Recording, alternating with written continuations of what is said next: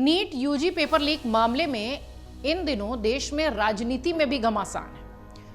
NEET UG paper leak case में बिहार में सियासत थमने का नाम नहीं ले रही। अब राज्य के उप मुख्यमंत्री विजय सिन्हा ने इस पूरे मामले पर अब उच्च स्तरीय जांच की बात कही है। उन्होंने पथ निर्माण विभाग के अपर मुख्य सचिव प्रत्यय अमृत को इसकी जिम्मेदारी सौंपी है।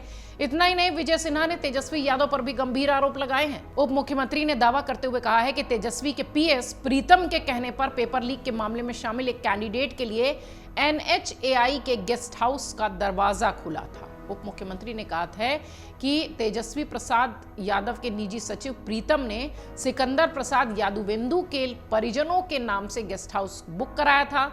वहां ठहरे छात्र अनुराग यादव के नाम के आगे ब्रैकेट में मंत्री लिखा हुआ था। विजय सिन्हा ने दावा किया कि सॉल्वर गैंग का तार RJD से जुड़ा हुआ है। NEET UG paper leak case में जो लोग पकड़ाए हैं उनका संबंध तेजस्वी यादव से है, ऐसी बात उप मुख्यमंत्री कह रहे हैं। RJD पर हमला बोलते हुए उन्होंने कहा कि RJD की मानसिकता ही भ्रष्टाचार, परिवारवाद और घोटाले की है। हालांकि इस पूरे मामले में तेजस्वी यादव और RJD की ओर से अब तक कोई प्रतिक्रिया सामने नहीं आई है। नीट पेपर लीक केस में जूनियर इंजीनियर सिकंदर प्रसाद यादवेंदु को पुलिस ने गिरफ्तार भी कर लिया है। गेस्ट हाउस की एंट्री रजिस्टर में जिस अनुराग यादव का नाम दर्ज था वो सिकंदर का रिश्तेदार है। अनुराग यादव को भी पुलिस गिरफ्तार कर चुकी है।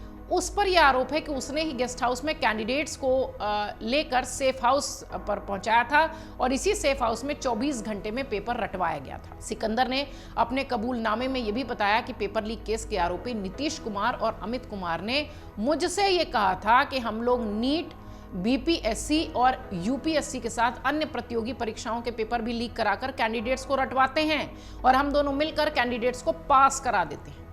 नीट का पेपर लीक भी 24 घंटे पहले कैंडिडेट्स को रटवाने के लिए मिल जाएगा। आपको बता दें, नीट यूजी 2024 पेपर लीक मामले की जांच बिहार पुलिस की आर्थिक अपराध इकाई को दी गई है। मामले में पटना से कई अभ्यर्थियों को गिरफ्तार किया गया है। कुछ अभ्यर्थियों को पूछताछ के लिए बुलाया गया है। इनमें लड़कियां भी शामिल हैं।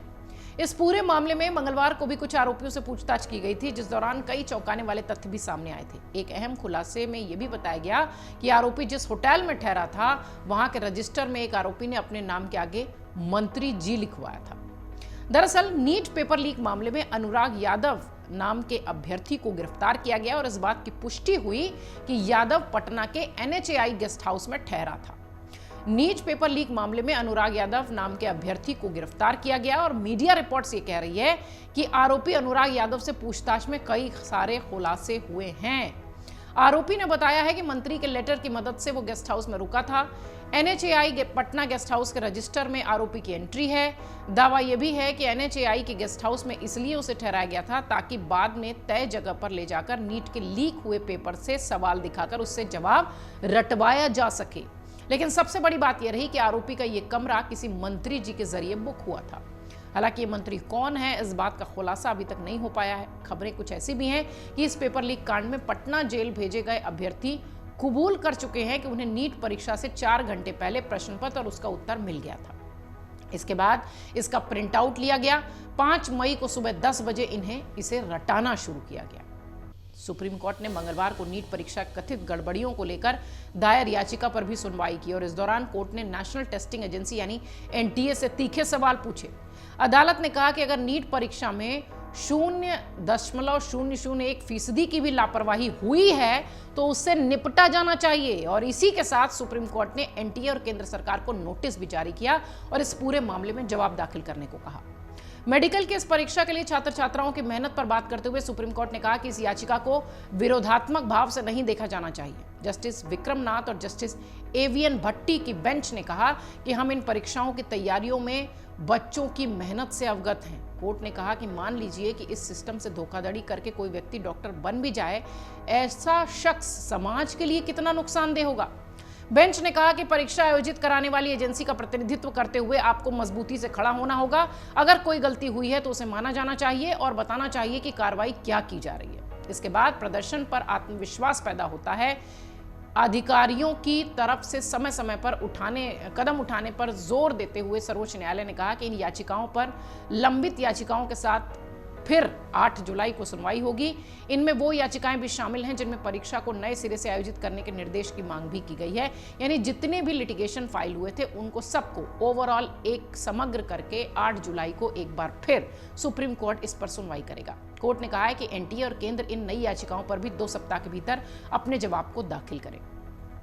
नीट पेपर विवाद में पहली बार केंद्रीय शिक्षा मंत्री धर्मेंद्र प्रधान ने भी माना है कि हां, गड़बड़ी तो हुई है। नीट के रिजल्ट को लेकर उन्होंने कहा कि नीट में जो भी गड़बड़ियां हैं उसमें जो भी अधिकारी शामिल पाए जाएंगे उन्हें बख्शा नहीं जाएगा। परीक्षा कराने वाले नेशनल टेस्टिंग एजेंसी यानी एनटीए में भी सुधार की आवश्यकता है। नीट की परीक्षा, एक बार आपको पूरा मामला याद दिला दें।